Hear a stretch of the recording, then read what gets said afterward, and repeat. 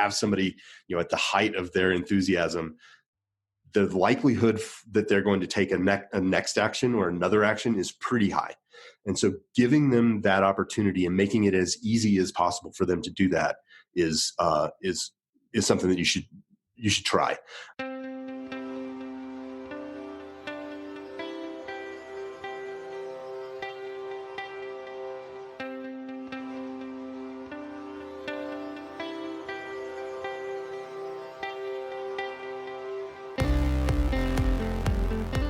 You're listening to Relish This, the Purpose Marketing Podcast.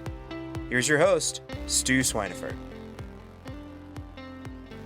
My guest today is Maggie Grout, founder and executive director of Thinking Huts. Her organization's mission is to increase global access to education through 3D printing, and they're working to build the world's first 3D printed schoolhouse in Madagascar. Maggie is just getting started with fundraising and building awareness for her organization, and has created a solid following on social media. We discussed ways to get a strong understanding of her assets so she can make more informed decisions about where to engage and what levers to pull, as well as how to hyper-focus messaging to make sure that there's clarity and specificity in her correspondence. This was a super fun conversation. Here we go. Thanks for joining me on the show today, Maggie. It's really good to see you, and I'm excited to hear more about what you're doing at Thinking Huts, right? Yes. And so tell us a little bit about Thinking Huts and what you guys are hoping to accomplish and how you're helping make the world a better place. Yes. So we're planning to build the world's first 3D printed school next year in Madagascar. The idea started actually 6 years ago. In high school, my dad and I were talking about the future of technology and where we thought it was going. And I thought it would be really amazing to find a way to use 3D printing and to use it for some good. And that's how the idea sort of sprouted to build 3D printed schools. So in the past 6 years, we've been doing a lot of research and partnership developments. So we're hoping everything stays on track for next year, and we're kicking off fundraising the end of this month for our first holiday campaign. That's great. Historically, have you fundraised through friends and family? Have you been doing some outreach? How have you been bringing people in to date? So far, it's just been friends and family. So this will be the first time we're approaching corporate sponsors and trying to get more of a community involved and trying to really grow that and getting the awareness out there. I know that social media is such a huge platform now, so we're trying to use that to reach more people. That's great. What channels are you playing in terms of your social right now? We're on all the major platforms, but focusing on Instagram and Facebook. Okay. Does that match your target demographic in terms of who you anticipate giving? Yes. So Facebook, more of an older demographic. And then Instagram, we're using more for Gen Z, millennial type of age groups who would maybe be more interested in sharing the awareness.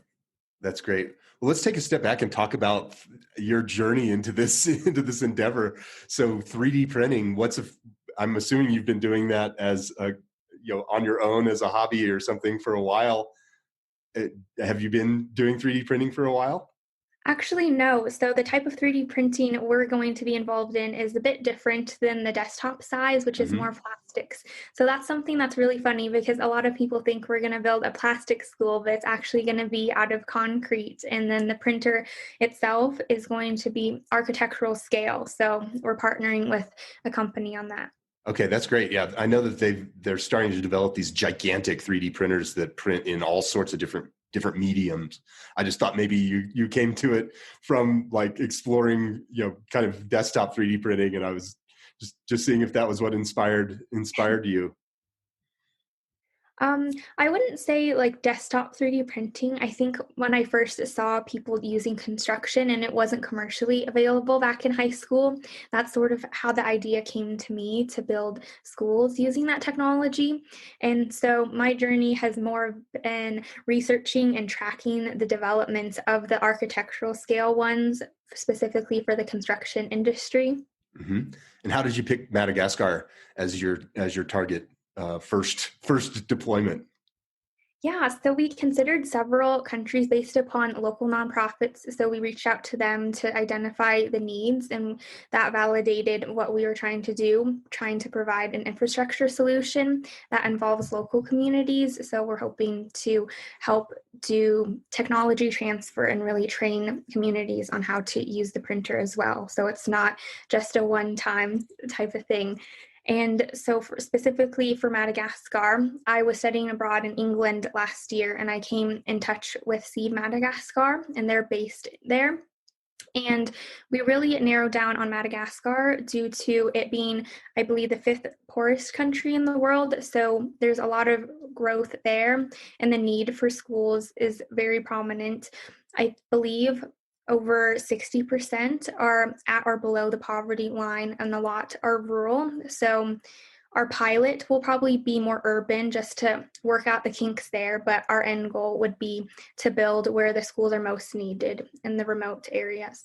Okay, so you're going to have a pilot program probably in a more urban area, and then expand that out as you've shown proof of concept. Expand that out to more rural areas, still in Madagascar. Is that the target goal? Yes, exactly. We're going to focus on Madagascar and hopefully build schools throughout there. And then if we're able to secure other funding and partnerships, we would expand to other countries. Okay, great. So it sounds like you have a pretty big push for kind of this end of year giving. I'm assuming you're hoping to take advantage of Giving Tuesday and Colorado Gives Day as part of that push. Are you currently? How active are you on social media, and what's your email list look like, and how what kind of assets do you have in terms of followership? Yes. So in terms of the newsletter, I believe we have about 500 subscribers. So we're trying to increase that, especially in terms of social media. Instagram is our strongest. I believe we have about 6,000 on there. And we're hoping to really increase awareness around that. We were accepted into an accelerator program called City, and demo day is next week. So we're hoping that will also have people come to our platforms and hopefully donate through that. Okay, that's great. Is that accelerator is that a kind of a hands-on program where you have a multi-month engagement and you have mentors kind of helping you figure out how to grow? What's that program look like? So we started that about a month ago. So it's more short term, I would say. A month and a half was the length of it. And it is hands-on. We were matched up with a couple mentors, and then we got access to the Yale community. So those people have really shaped our pitch deck and business plan. Okay, great. So those you came out of that program with some great assets that you can then use to start conversations. Yes. Okay, fantastic. And then you mentioned some corporate giving. Do you have a target list? Is there a certain type of corporation that you're going after to start? What's that look like? So we're hoping to approach companies who have similar values. For example, Patagonia, they're very into sustainability, and that's one of the branches that we are including because 3D printing would also tie into reducing carbon footprint and all of that. So we're really targeting companies with CSR branches that would be interested in doing more of a social impact initiative. Okay, great.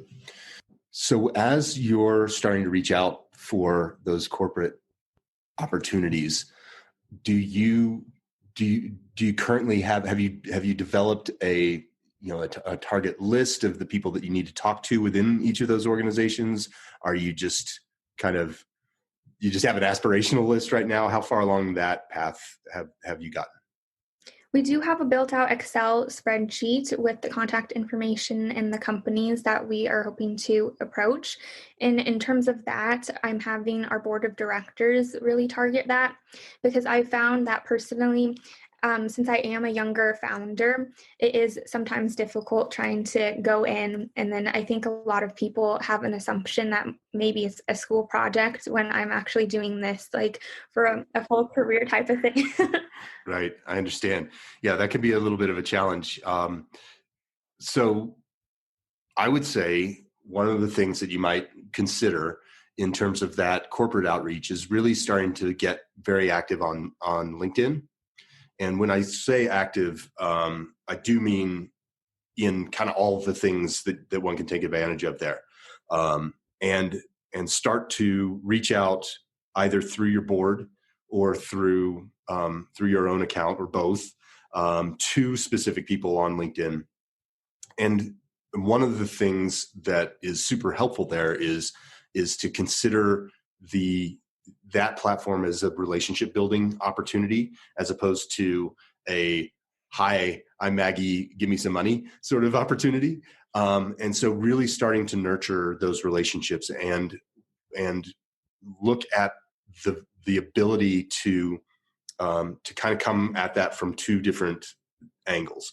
So the first being kind of top down, so targeting the decision makers, and the second being from the bottom up. So look at relationships within that organization that would have some organizational pull or push up the ladder, to try and create a two-way mechanism there, where you're really targeting that organization as a whole, as opposed to just a single person within that organization. So, more than one person starts talking about this really cool pilot program that you have going on, and so it just develops buzz kind of within the organization itself. Now, on any social platform, the tendency is to use that as a soapbox and to just get out there and shout your stuff, and you're putting stuff out there, and it's great. And maybe you're starting to get some people to like it or comment on it, would be awesome. But social is a two-way street. So developing relationships within social media is what really unleashes the power of those networks and those channels. So making sure that you're commenting on people's posts and being very active within any of those platforms that you're using, Facebook, Instagram. If you go more hard on LinkedIn than in those places. So looking for opportunities to just get in front of those people by engaging with the materials that they're putting out there as well. So I know Patagonia is relatively, they post every once in a while on LinkedIn. I think I follow them. I agree that that's a great company that does some really good things in terms of sustainability. Just starting to get on their radar. That one's a big nut to crack. That's a pretty big company with a lot of people trying to get their attention. So thinking of ways to kind of ooch into their sphere of influence or their network in other ways. So maybe follow some of their brand ambassadors and start engaging there. Follow some people that are a little lower down in the company and start really, put them on your watch list. And when they post things, comment on them, say, "Hey, that was really cool," or "Congratulations on being in the news," or whatever it is. Comments tend to go a lot farther than just likes. So it's, the easy thing to do is just, hit the heart button and go on to the next one. But really creating engagement opportunities, and then if you can get into conversation, so ask questions and pick their brains and just get a two-way thing going on with these people on any of those social platforms, I think is going to be a really valuable way for you to start to get more people into your sphere. You mentioned newsletters as well. Tell me a little bit about your current email strategy. So right now we're trying to do monthly informational newsletters. And then if we have a big piece of news, for instance, we just added a board of director member from Microsoft. So we informed them on that. And then in terms of like regular newsletters who are going to try to switch to weekly just to create more engagement, because I know the biggest thing is trying to get people to open and then read it, because I know inboxes get very flooded. Yes. And then approaching the holiday campaign, it'll be more frequent trying to get people to go to a landing page with all the information. So holiday season does get really noisy in the nonprofit space. So it's great to hear that you're aware of that and that you have a plan.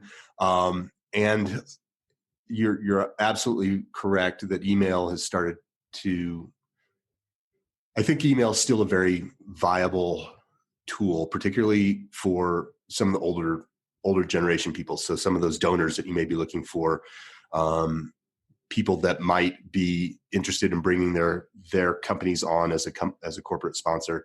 Those will tend to be a little, age up a little bit more. And so email does tend to be a pretty good avenue there.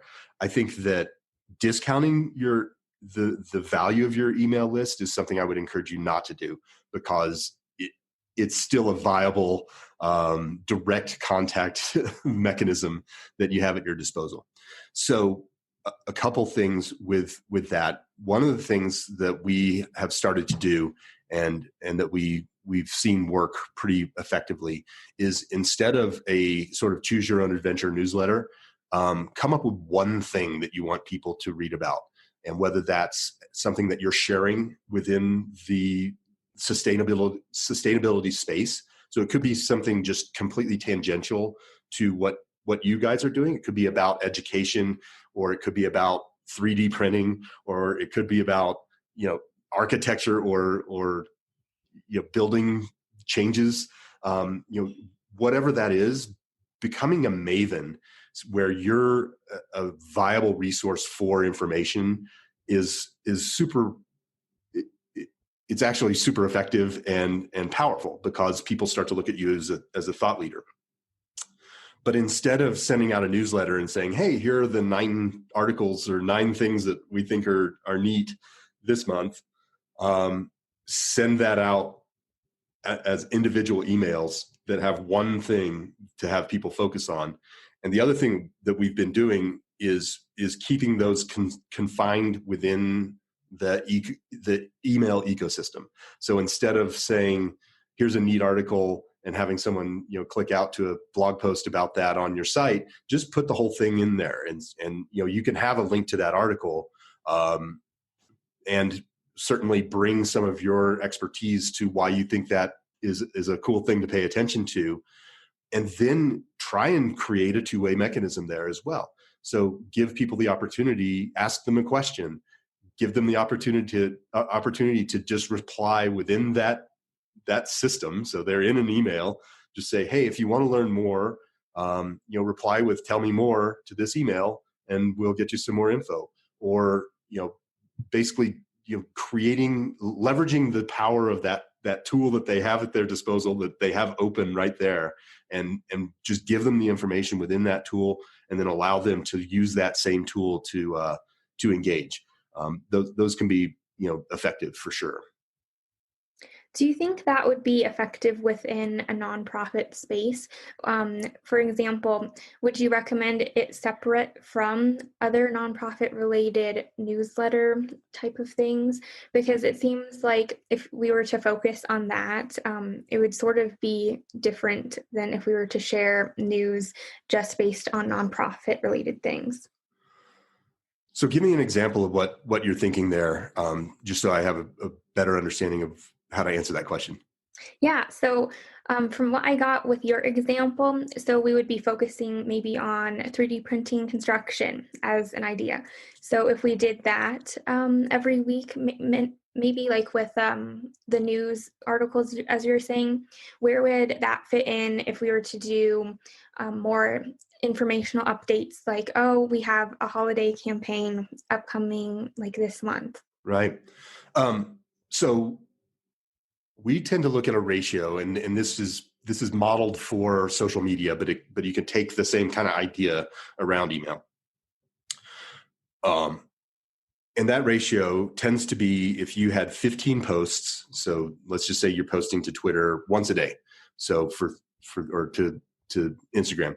So for 3 weeks, and we'll just do business weeks. So, there are five days in a week. You're going to post five times a week. Roughly 10 of those posts can be Maven content. So those can just be informational. Here's something interesting that we think you might want to pay attention to. Here's another nonprofit that we think is neat. Here's some information about architecture trends in schools. Just very informational type stuff that you don't necessarily have to create. I would like to see you add some flavor to that. So don't just post a link to, the Bill and Melinda Gates Foundation because they did something neat, but say why you think that was neat. And then you can provide that information. But so 10 of those 15 can be in that space where you're just curating content and you're just creating information. About 4 of those can be more thought leadership type of things. So those could be blog posts that you have created that are very specific to the challenges that you're trying to overcome, or thought leadership stuff that's not just curated content. So those would be the kinds of things. And then one of those would be an ask or an offer. And so that's where you've created this nice blend of stuff that you're putting out. And so it's not like you're hitting people over the head all the time with donate money or, do this thing or, download this resource that you've created. It's not about self-promotion as much as it is about thought leadership. And, certainly work in and ask every once in a while. And I would say as we're moving to this giving time of year, those asks should come more frequently. However, that's kind of a nice healthy ratio. So again, that's typically what we look at in terms of a social media campaign. To pull that back a little bit to email, I would say email more frequently, which it sounds like you're doing. So let's say you're sending out an email once a week or maybe twice a week. You can leverage that material that you're curating and send out emails. I probably wouldn't email people 5 times a week, but 3 times a week is a decent cadence. And typically, if those are at least 2 of those are kind of this Maven content, this thought leadership type stuff where you're bringing something of value and sharing it with your community. And then one of those could be an ask, particularly as we're going into this giving season. I think that might be a good cadence for you on that. Did that answer your question? Yes, that makes a lot of sense. Just one last question on that topic. Yeah. Do you think that would apply to also brand, profiles? Because I totally understand thought leadership, but I wonder if that would fit in to more of a brand profile when you're doing more of an opinion piece. So in terms of a brand profile, would that be showcasing one of your corporate partners, or would that be showcasing another nonprofit? What tell me a little more about what you mean by the brand profile piece. So I mean that so the Thinking Huts profile itself, so like the Instagram account, if you were to put in thought leadership, I feel that would make sense maybe for my personal account, like if you're like telling people your thoughts. I just wasn't sure how that would tie into more of the company account. So on your company account, what I think you can do is leverage kind of tangential materials that are aligned with what you guys are doing. So a lot of times we think about different buckets that we might want to pull from for social media information. So those buckets can be, you could have an environmental bucket. You could have a building and design bucket. You could have, culture in Madagascar bucket. So just thinking about types of materials that you might be able to curate or create that fall into, let's just say, let's find 5 of these. And so one of the buckets would be would be news about your organization and progress that you're making. And so on Tuesday, you put out something that says, "Hey, we landed a new board member from Microsoft, and her name is Jill, and this is her profile, and this is how you can get to know her, and this is these are the great things that she brings to the table for our organization." And then Wednesday, you would promote something about school building changes due to COVID that you're just seeing in the industry, and how that's affecting so that's affecting the way that you're going to build a building, in terms of just thinking about modularity, for example. So when we get through COVID, the school rooms are going to look a lot different than they look today. So how has architecture changed to enable that modularity? So that might be something to post, and it's going to be theoretically, it's going to be interesting to some portion of your list in terms of all the people following you on Instagram or Facebook or even in your email. So it may not appeal to everybody, but that's okay, because if you just do one thing, and that appeals to one segment of your audience, then the rest of the audience is going to go away. So if you do a bunch of different things, then the likelihood that you're engaging with that wider audience in terms of at some point during that conversation, the likelihood's a lot higher if you have kind of a mix of stuff that you're putting out there. And I would certainly have brand awareness and talking about what you're doing as the forefront, but coming at it from the perspective of it's an information center as well, can be pretty valuable. Yes, I think that's definitely really helpful, especially with the examples. I could definitely see, as you were saying with the buckets, just defining different topics that you could focus in on. And I think that would be a good strategy. Yeah, it's kind of helpful to have that to just create a list of kind of what those buckets are. And ours are going to be different than yours. We certainly have an environmental component to what we do. And so environmental outreach and talking about, things that people can do today to get more involved in environmental causes.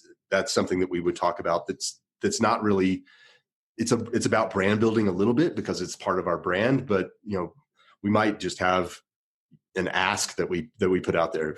I know that the NRDC was doing something fairly recently about protecting some wild spaces in Alaska. And so, we just put out, like, if you want to do something today, here's something you can go do and really help. We have case studies, we have, client wins, we have things like that are parts of that brand bucket. But then, a lot of the stuff we're talking about is just how to navigate things as a nonprofit. And so that would be another bucket for us. So really just thinking about those items that you believe would be interesting to different segments of your current list and your current audience, and then just provide each of those little segments as opportunities. So I wrote down a few things. So podcast is something that obviously that's one of the buckets that I draw from in terms of announcing, like when this episode drops, I'll have a little announcement that the episode dropped. And so that's a bucket that I draw from. Translation in terms of other people's ideas. So bringing that Maven thing back to the table is a bucket. So I'm always out looking for, new marketing things. And if I know of somebody that has a cool trick, I'll let my audience know that this is a cool trick that this person created. So you don't have to create the content out of your own brain all the time. You can leverage other people's ideas. I would recommend, saying where you got those ideas so you're not just stealing, but certainly, just the the value there is not always having to have a unique idea, but knowing where to get a unique idea. That becomes just super valuable. So that takes a little bit of that pressure off, and that's where that Maven component comes into play.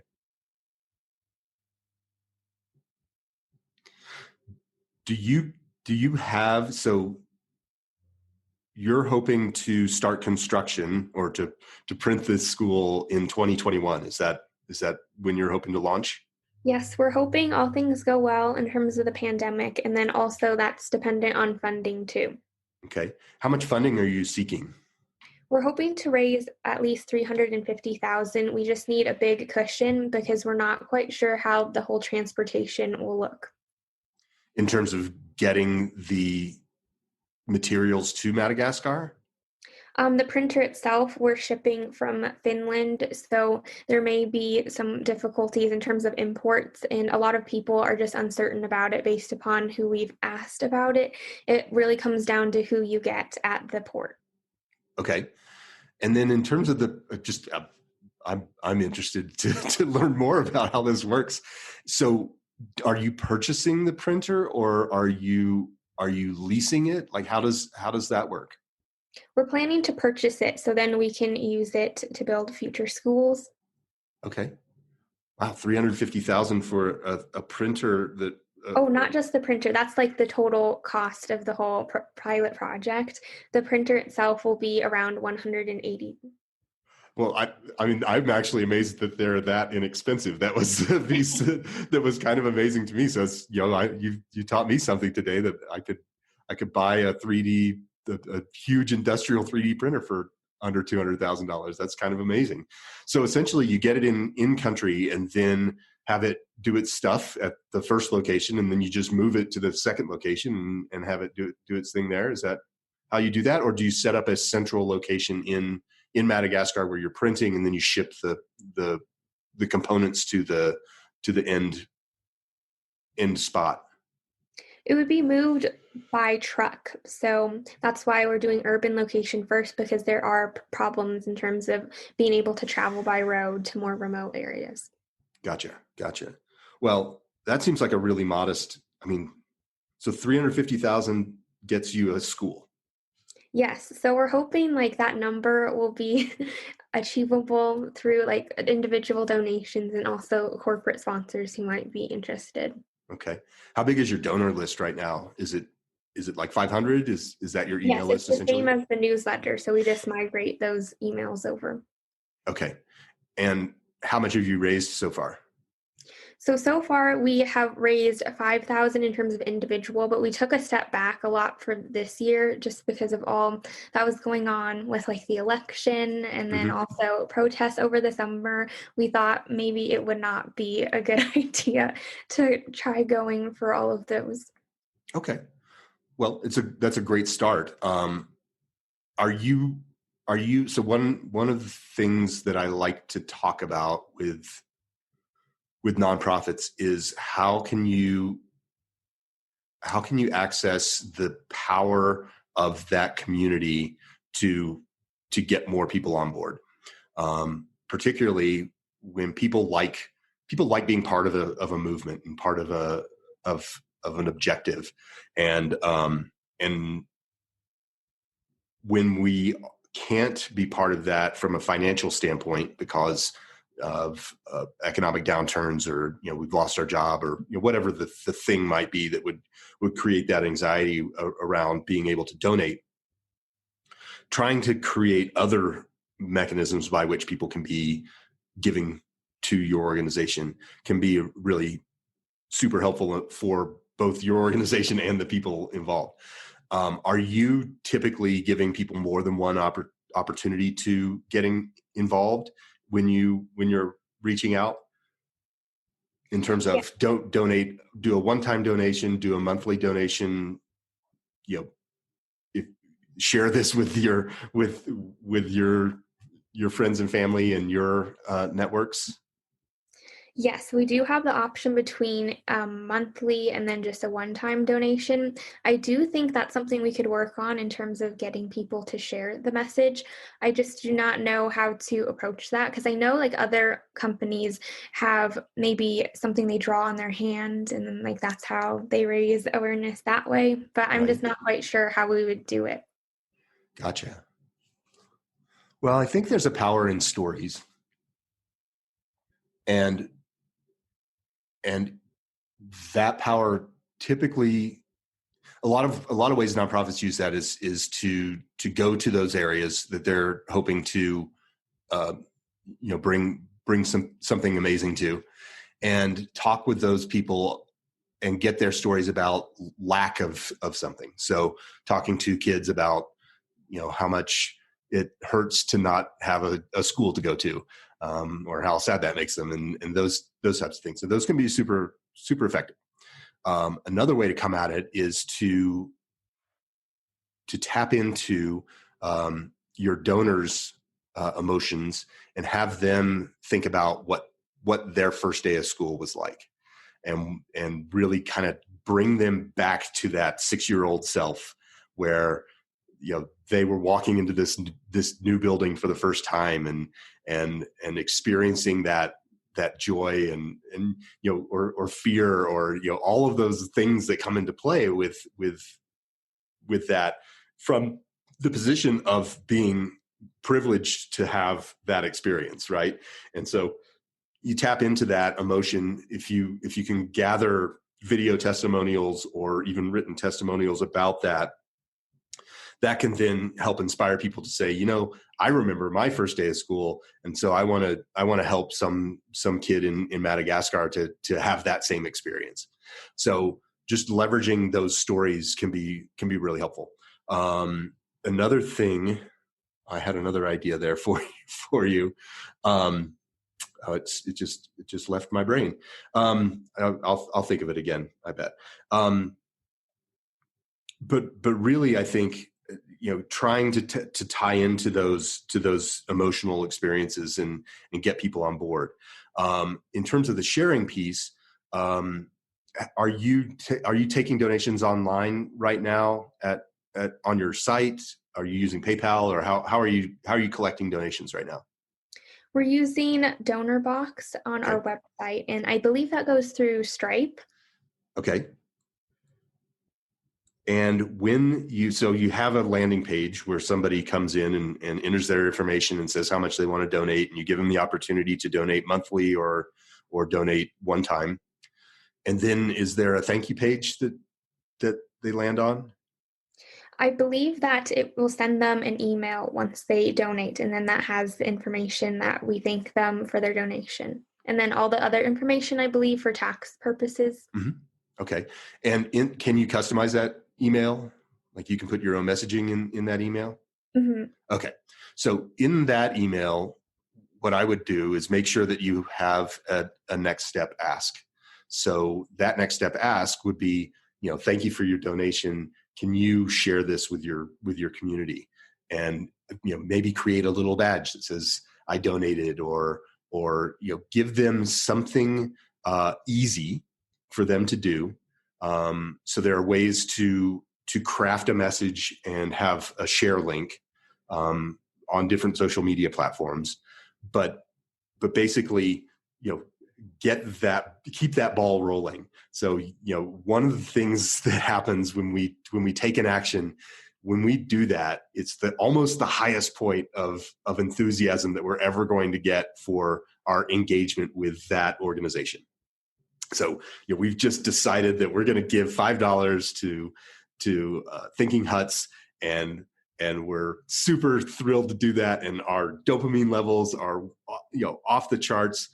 That's when it's really, really important and to continue that engagement. You have somebody at the height of their enthusiasm, the likelihood that they're going to take a next action or another action is pretty high. And so giving them that opportunity and making it as easy as possible for them to do that is something that you should try. And crafting those messages for them, like here's here's the message that you can share on LinkedIn or on Instagram. Here's an image that you can use. Just making that process as simple as possible for those people who have donated is I would tap into that for sure. Yeah, those are great ideas. I'll definitely have to implement them. I think just having a different perspective is so helpful. Oh, my pleasure. So I know that you need to run here pretty quickly.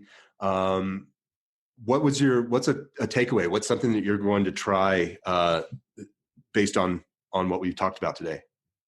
Probably focusing on engagement, as you were saying, with maybe putting more action items and then expanding the amount of newsletters that we're going to be putting out and giving people more information. And also maybe expanding upon storytelling too. I think that's such a big thing, especially since people can relate to things. And as you were saying, the first day of school feeling, I think that could be really powerful too.